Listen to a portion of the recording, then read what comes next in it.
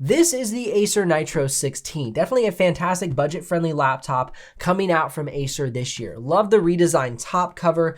Now the interior looks pretty much the same as last year's model. The keyboard resembles, and even the stickers look a little bit like the Acer Nitro 5 from last year. However, I like the top cover redesign. I like the new N logo that they've created for the Acer Nitro lineup.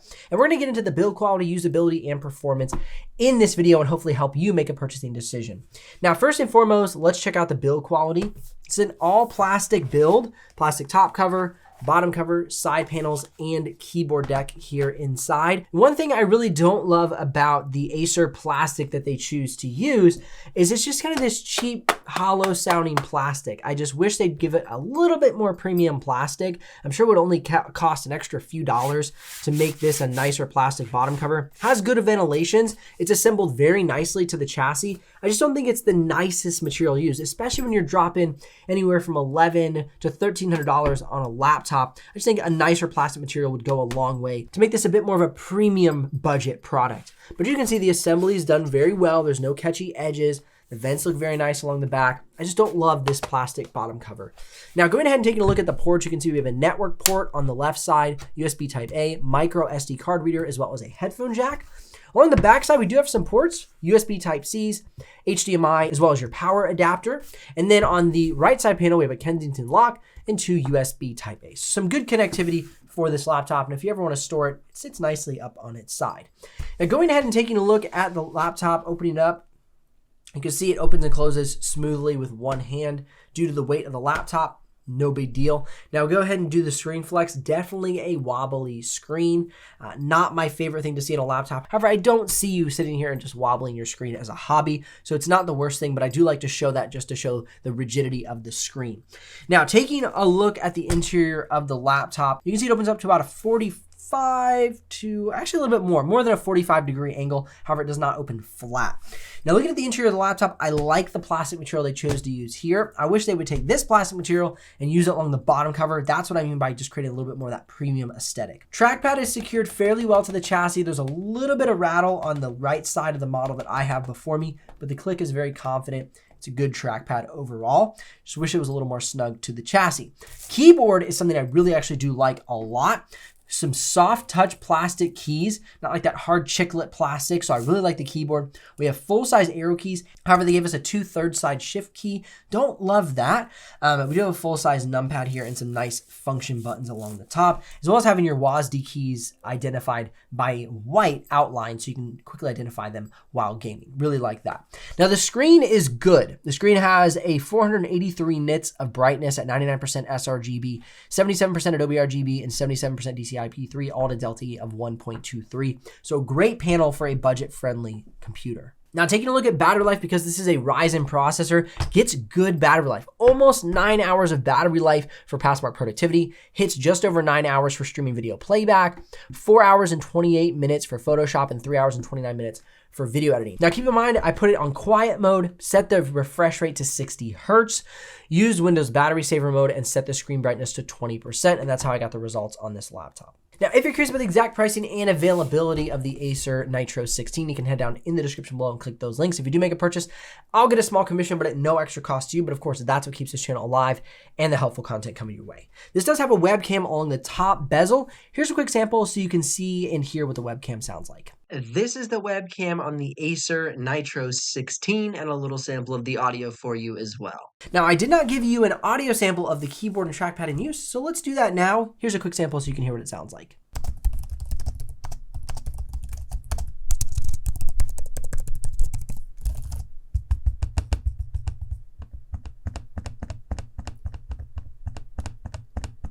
And of course, the speakers. We're gonna give you a quick audio sample of the speakers so you can hear for yourselves what those sound like.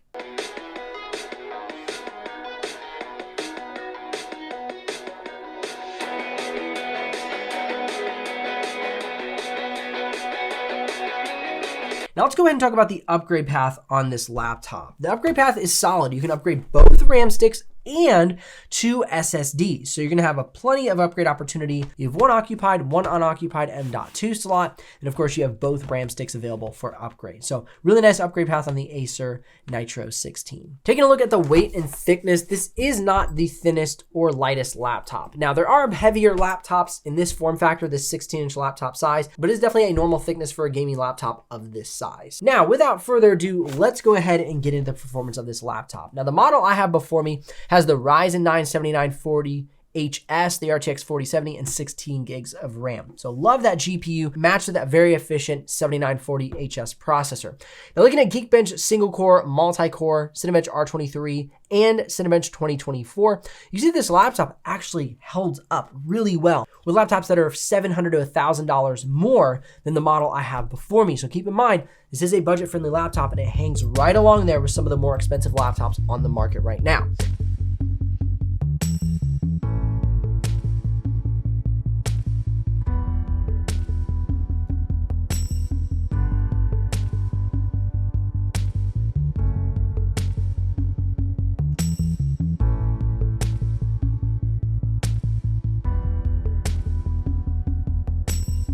Getting into the actual real world benchmarks, let's take a look at Photoshop. You can see for the Acer Nitro 16, we're scoring a 968, a solid score for this laptop. I mean, being above a 700 to me in Photoshop is plenty of performance. You are well above that with this laptop. Now, moving down the line to After Effects, you can see we still get a solid score in After Effects, an 887. I like to see laptops above the 800 for After Effects to have really good performance. If you want to get even better performance inside of After Effects and Photoshop, I would go ahead and upgrade the RAM from 16 to 32 gigs of RAM, and that'll give you plenty of performance inside of Photoshop and After Effects. Moving down the line to Blender Classroom, that's where this laptop really starts to perk up a bit. We see a 1028 with that RTX 4070. Great performance. That 4070 is the sweet spot for these more graphic intensive programs. Autodesk 3ds Max, Autodesk Maya, and PTC Creo are showing solid performance as well. So right there in the middle of the charts, like I said, this is a budget-friendly laptop matched up with 4080s and 4090s on these charts, and it is keeping up without much struggle at all. It's doing really, really well. Now, SolidWorks is one area that it's doing good, but not great. This is not a workstation GPU. This is an RTX 4070.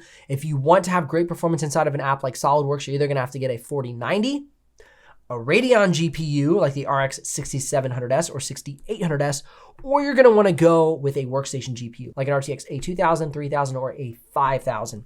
But being that this is not a workstation GPU and this is more of a budget-friendly laptop, still a great contender for SolidWorks. Now moving on into Premiere Pro, checking out the drop frames, 0 and 4K, of course. 4K does very well on most laptops and dedicated GPUs these days. 6K, only 83 drop frames for 6K B-RAW, and then 6K red footage, 1,187. Okay, so this is going to be a fantastic laptop. All these resolutions, we're sitting at 16,177 frames in the total project. You're not going to have any issues with Premiere Pro with this laptop. Now moving on to export times, looking at 4K export, we're putting a 9-minute 4K clip into Premiere Pro and then exporting it out at full quality 4K settings. You can see we have a 2-minute and 26-second export time, right on par with a lot of the top performing laptops from 2023. 6K, doing the same test, just with 6K resolution. See, we score a 16-minute and 26-second export time. Great score, right in the middle of the benchmarks. I lean towards wanting to see maybe like 15 to 13 minutes if I'm like seeing a top contender. One of the best laptops for this year is gonna be the Legion Pro 7i at 11 minutes and 43 seconds. But 16 minutes is very good. And like I said, at the price point of this laptop, it's stellar. Moving on to DaVinci Resolve, 4 minutes and 38 seconds, a great export time, no issues here for this laptop. Punch for punch, I love this laptop paired up with the RTX 4070 and the Ryzen 9 7940HS. It showed off great performance, great efficiency for battery life, and the build quality is good on this laptop. I wish, like I said, they had a better plastic material on the bottom cover, but that's really splitting hairs and me wanting to just see different materials used. Not necessarily that the materials are bad. I just think it would add more of a premium aesthetic and feel to the laptop. Great screen. I'm amazed with the panel brightness as well as the color gamut range of these more budget-friendly laptops throughout the years. Used to be really bad panels they put on these laptops to make them cheaper. They're no longer having to do that as the panels are becoming more affordable, and therefore you're getting better quality at the price point. Links in the description if you're ready to make a purchase, or click or tap the screen here for more videos to help you with your buying decision. I'll see you in the next one.